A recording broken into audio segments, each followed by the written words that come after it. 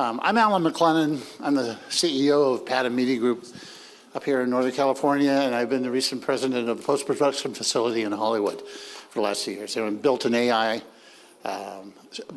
division within our company that is dealing with 40 to 60 films every week, that is translating that into close to 60 different languages from around the world.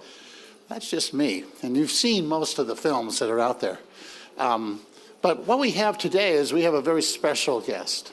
We have Seth Hallen, and Seth and I go back a number of years in a number of different ways, but Seth's background is exceptional when it comes to building out overall products, and we make films. And in the course of that, Seth has also not only been the managing director for a post-production facility, he's also been the president of the HPA. And how many of you here know of the HPA? Hey, Jim, the CTO of Movie Labs. HPA and Pat, the past president of SMPTE. And there's even more that's in the audience that are all colleagues here. HPA is the Hollywood Professionals Association. And that is an organization and a group of people that really literally make movies and things that you see on an ongoing basis, theatrically or streaming. But Seth's background has also led him to receiving and getting a degree in AI at Harvard or MIT and certification. Yeah, is there any degrees yet in AI? Yeah, some. Yeah, general. But in the course of that, there's been a real shift within Hollywood of how to really integrate AI into different types of more cost-effective means of lowering the overall production expenses when it comes to developing and putting movies out for consumption. And that is something that is very key today. Today, Seth is an investor in AI startups. He is producing incredible work. If you go on LinkedIn, you'll see some of the articles that have been written. Very insightful. Take a moment and go take a look at that. And then he is also an advisor to Disney on how that evolution is taking place. So with that, Seth. Thank you so much. Do you have a mic? Actually, I'll use that. Okay. That was good. So part of my job today is getting the AP guys break, no slides, so I'm going to have to entertain everybody with some colorful but tasteful language. Thank you. That was an amazing introduction. I really appreciate that.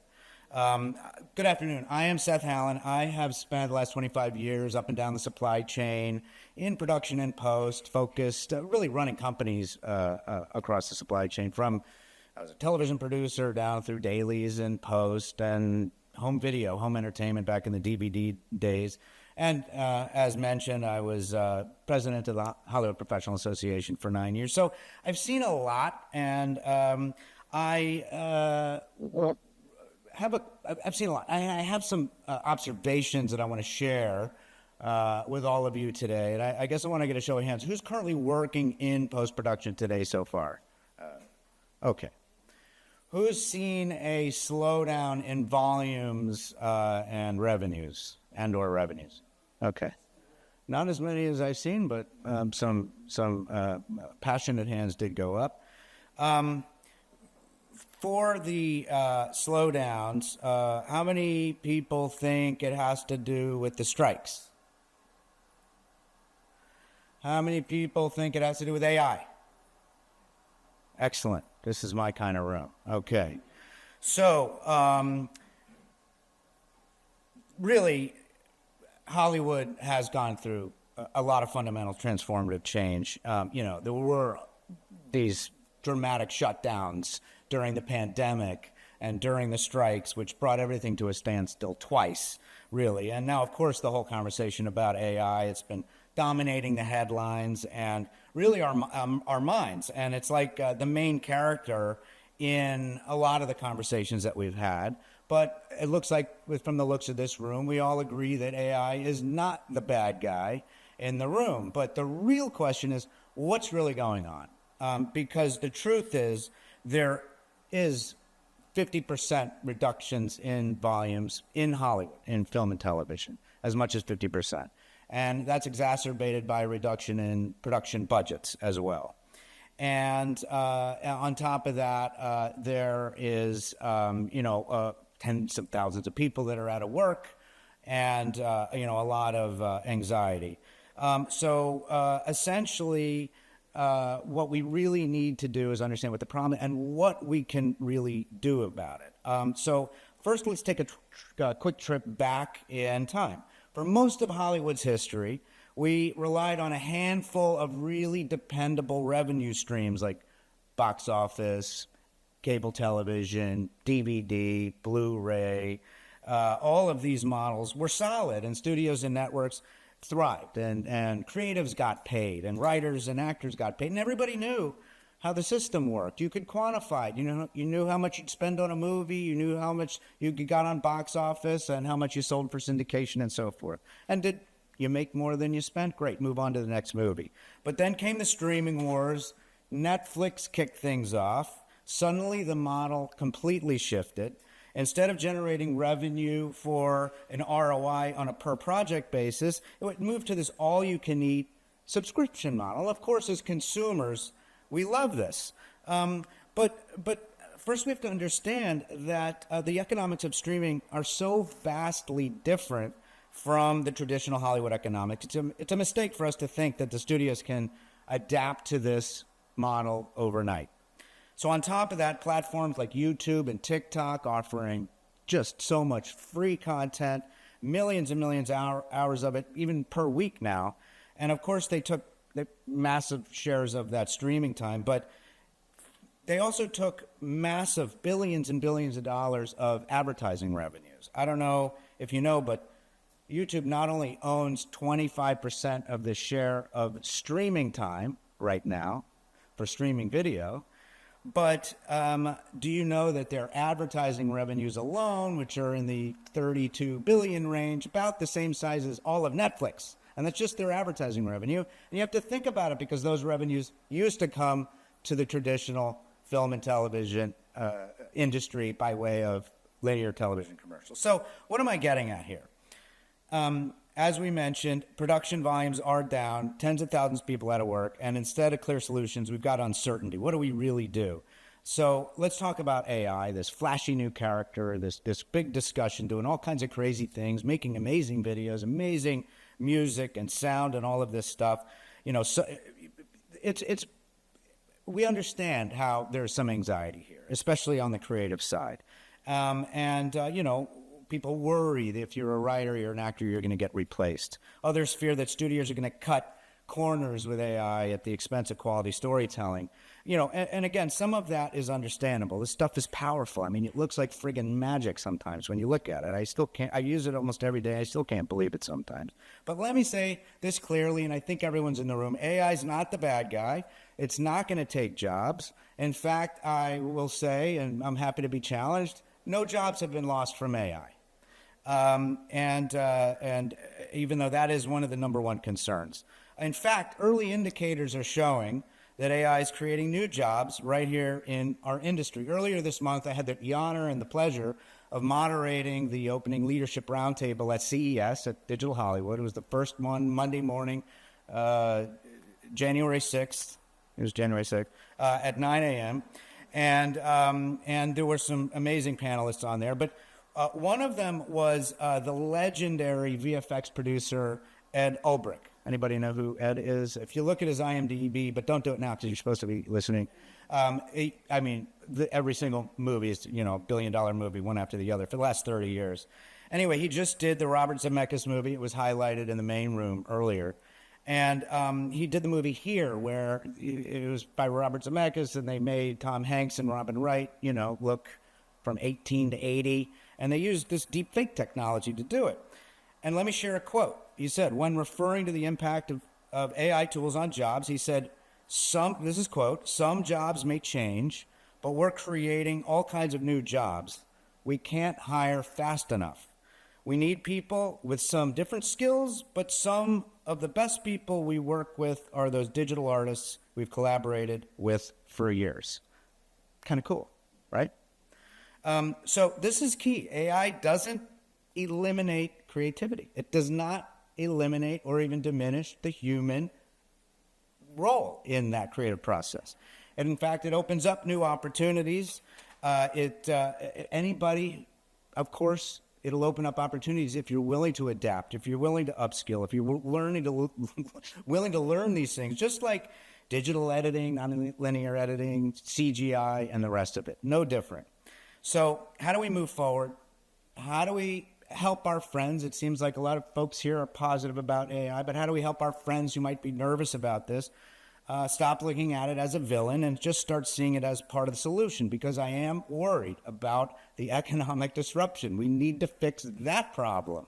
And technology is what's going to fix that problem, just like our history. Look back for the last 100 years.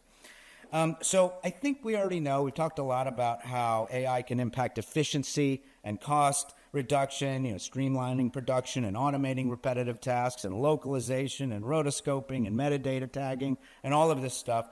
And so I think we get it, right? It can do things more quickly and less expensively. But let's look at I think, the bigger opportunity, which is fixing the revenue problem. That's our problem. And I think that's a problem that's broadly across all of content production, whether it's from Hollywood or creators or whoever. So where can AI help fix? And this is a little bit more focused on Hollywood. Enhancing content discovery is a big one. How many of you are like me and sometimes you're ready to watch a movie, you got a good solid 2 hours, but 45 minutes went looking at all the platforms trying to figure out what you want to watch, right? That shouldn't be anymore, should it? Okay, so AI can fix that problem. That is a huge help to monetization. It can personalize recommendations. It can even be based on real-time behavior and even moods, your mood that you're in. Sometimes you're in the mood for a comedy, sometimes a heavy movie, whatever. The AI has really powerful sentiment analysis capabilities. We know this. It can help, and that's a big one. Hyper-personalized content. Imagine creating tailored experiences for niche audiences without incurring significant additional costs. AI can help studios tap into those underserved markets. Interactive and immersive revenue streams. So how long have we heard about this notion of watching a television show and you can click on the leather jacket and buy it, put it into a cart, right? For maybe at least 25 years, Pat? Yeah. So, well, finally, we can do that. We know that AI can look at objects, can understand what they do, can contextualize them. There's people working on that, but that could be a huge one too. Dynamic advertising with AI. I mean, look at what social media has done with targeted ads, targeted marketing. I know we've gotten used to not watching commercials, but wouldn't they be a little bit better if they were, targeted and they were at least relevant to you, And no, we're saying no. If we want to generate revenues, you should say yes if you're looking at it from a business perspective, in my opinion. But we can debate that later. But predictive analytics, and it goes on and on and on. So here's the key takeaway. It's not just a tool for cutting costs. Let's not look at it like that only. It's a catalyst for really unlocking revenue opportunities we couldn't access before. Some of these things we haven't even thought of yet. We haven't even conceived of yet. There's founders, really brilliant visionaries that are thinking about this stuff moving forward. So whether it's building deeper connections with audiences or enabling entirely new business models, AI really has the potential to help Hollywood rebuild its financial foundation. But we can't do it alone. The next step is embracing the creator-driven economy and independent voices. Platforms like YouTube and TikTok, they're proof of what's possible when creators are empowered, and we should all collaborate with them and not dismiss them or compete with them, with these emerging players to stay relevant. So here's the challenge for us all in the room, especially for our friends who are not here today and leaning into tech. We need to rethink this narrative. AI isn't the problem. Let's help spread that word. It's just a tool, very powerful, but it's a tool. And the real challenge for all of us here is to figure out where the opportunities are in there, which I think has to involve revenue as just as anything else. So it shifts in a mindset. So my mindset is invest in creativity, whether that's financially, as I've been doing, or otherwise in time or support the creator communities, And by fostering collaboration and upskilling, we need to create pathways for them towards success. The new roles are there. The new skills are there. They just need some time to develop. We're at that little weird stage where some of those haven't really been fleshed out yet, but they're coming.